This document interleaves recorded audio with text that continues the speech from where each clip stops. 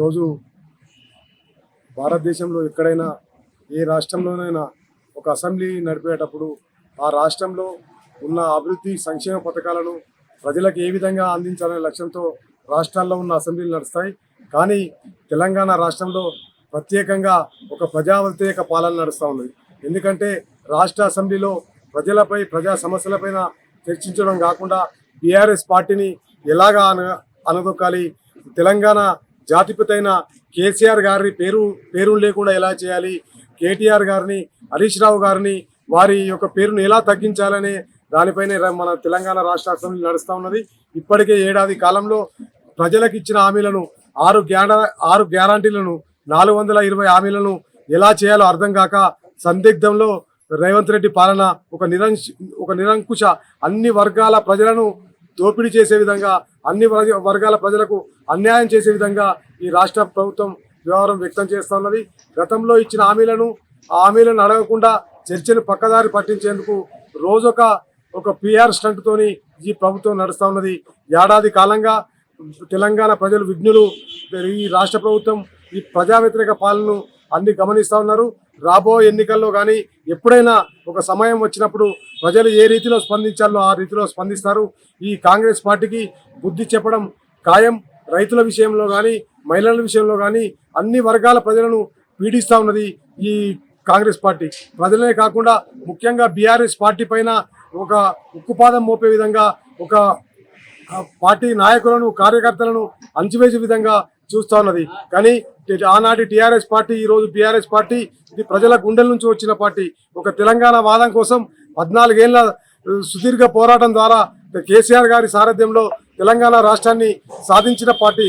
కాబట్టి ఇప్పటికైనా రేవంత్ రెడ్డి కానీ, కాంగ్రెస్ పార్టీ నాయకులు కానీ ఈ గతం మరిచి మీరు ప్రజలకు ఇచ్చిన హామీలను గుర్తించి ప్రజలకు ఏం చేయాలి, ప్రజలకు ఎట్లయితే ఈ రాష్ట్రం అభివృద్ధి చెందుతుందనే దాని మీద దృష్టి పెట్టాలి తప్ప ప్రతిపక్షాలను ఎలా నిర్వహించాలనే దాని మీద దృష్టి పెడితే మీరు ప్రజల్లో, మీ కాంగ్రెస్ పార్టీ కానీ, మీ ప్రభుత్వం కానీ ప్రజల్లో చులకనవుతున్నది.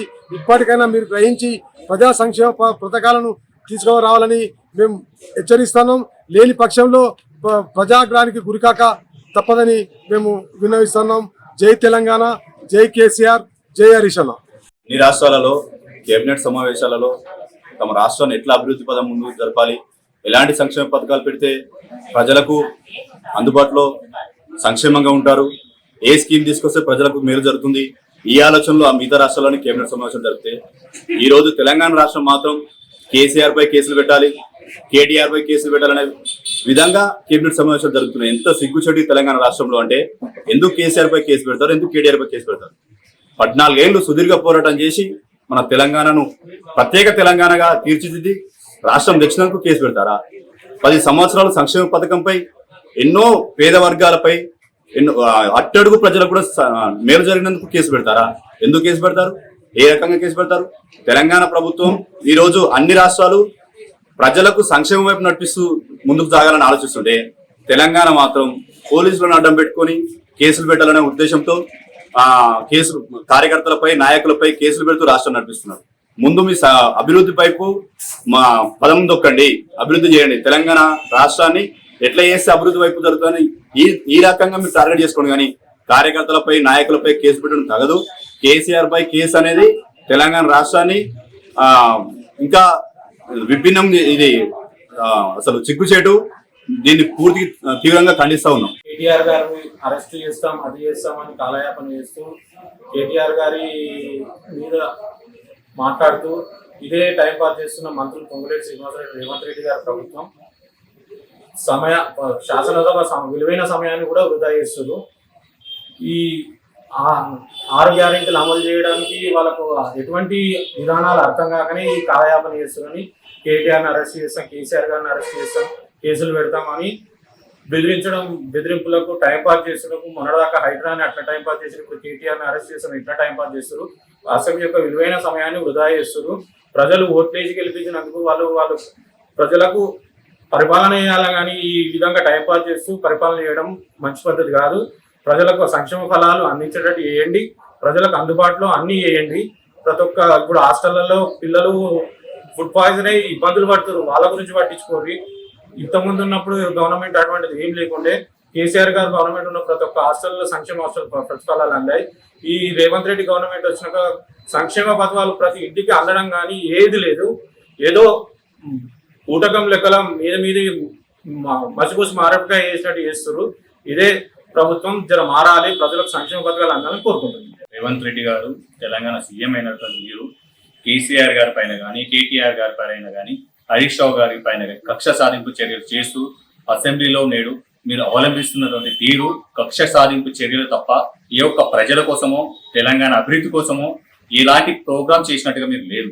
మీరు ఏం చేయాలో తోచక కేసీఆర్ గారి పైన కానీ కేటీఆర్ గారి పైన కానీ హరీష్ రావు గారి పైన కానీ కక్ష సాధింపు చర్యలు చేస్తూ ప్రజల దృష్టిని మరలిస్తూ ప్రజలకు ఏం చేయాలో తెలియని మీరు గత 14 సంవత్సరాల సుదీర్ఘ తెలంగాణ ఉద్యమాన్ని కనిపించి తెలంగాణ సాధించిన తెలంగాణ జాతిపిత అయినటువంటి కేసీఆర్ గారి పైన కానీ నాడు ఉద్యమం చేసిన కేటీఆర్ గారి పైన కానీ హరీష్ రావు గారి పైన కానీ మీరు కక్ష సాధింపు చర్యలకి పాల్పడుతున్నారు తప్ప ఎక్కడ ఏ క్షణాన కూడా మీరు ప్రజల తరఫున ఆలోచించడం చేస్తలేరు.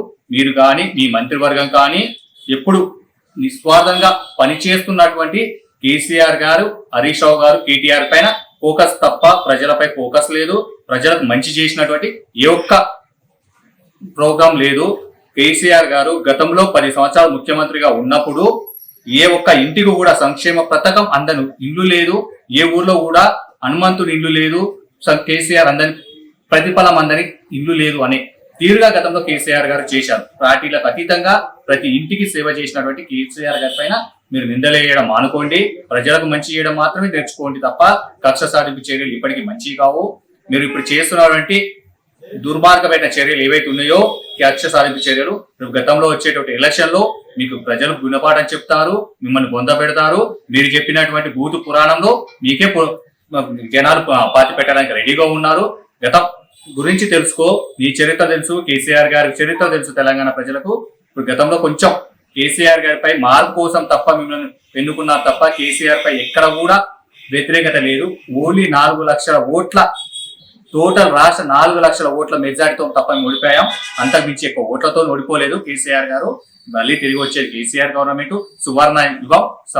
కేసీఆర్ అనేది రామరాజ్యం. రేపు వచ్చేది కూడా రామరాజ్యం వస్తుంది. కాంగ్రెస్ గెలిచి 100 రోజుల్లో 6 గ్యారంటీలు అమలు చేస్తా అన్న రేవంత్ రెడ్డి, రాష్ట్ర ముఖ్యమంత్రి రేవంత్ రెడ్డి గారు, మీరు విలువైన సమయాన్ని వృధా చేస్తూ అసెంబ్లీలలో బీఆర్ఎస్ పార్టీ మీద, కేటీఆర్ మీద, కేసీఆర్ మీద, హరీష్ రావు మీద పెడుతున్న కేసులను పక్కన పెట్టి మీరు జనాలకు ఏం చేస్తున్నారు అనేది ఆలోచన చేయండి. అభివృద్ధి అభివృద్ధి అని అంటుంటూ కేసీఆర్ చేసిన అభివృద్ధులనే పేర్లు మార్చుకుంటూ మీరు అభివృద్ధి ముందుకు సాగిస్తలేరు. 6 గ్యారంటీలు తుంగలో దొక్కి మీరు చేస్తున్న అభివృద్ధి ఏంది? 6 గ్యారంటీలకు 100 రోజులు సమయం పెట్టిరు. 100 రోజులలో ఇప్పటికీ సంవత్సరం, ఏడాది పాలన గడుస్తుంది. ఏమీ లేదు, జనాలకు చేసింది ఏమీ లేదు. కాబట్టి మీరు ఇలాగనే చేసుకుంటూ పోయి గద్దెలను ఊలగొడుతురు, బొమ్మలను మార్చురు, విగ్రహాలను మార్చురే తప్ప మీరు చేసిందంటూ ఏమీ లేదు. రైతు బీమా పోయింది, రైతు బంధు పోయింది, రైతులకు ఇచ్చే బోనస్ కూడా మర్చిపోయారు. రైతులని మొత్తం నడ్డి విచ్చేసిన ప్రభుత్వం అంటే ఏకైక పార్టీ కాంగ్రెస్ పార్టీ. రానున్న రోజులలో మీకు భారీ మూల్యం తప్పదు. ఇక ముందైనా జనాలకు ఆలోచించే పయనం చేయండి. మీరు ఏ పార్టీ కన్నా అవుతారో తప్ప కానీ ఈ కేసుల మీద దృష్టి సాధించి బీఆర్ఎస్ పార్టీని తొంగలో దొక్కే ఆలోచనని మాత్రం మర్చిపోండి. ఖబర్దార్ రేవంత్ రెడ్డి. మరిన్ని వీడియోస్ కోసం ఛానల్ ని సబ్స్క్రైబ్ చేయండి. లేటెస్ట్ అప్డేట్స్ కోసం వాట్సాప్ ఛానల్ ని ఫాలో అవ్వండి. ఆ లింక్ డిస్క్రిప్షన్ లో ఉంది.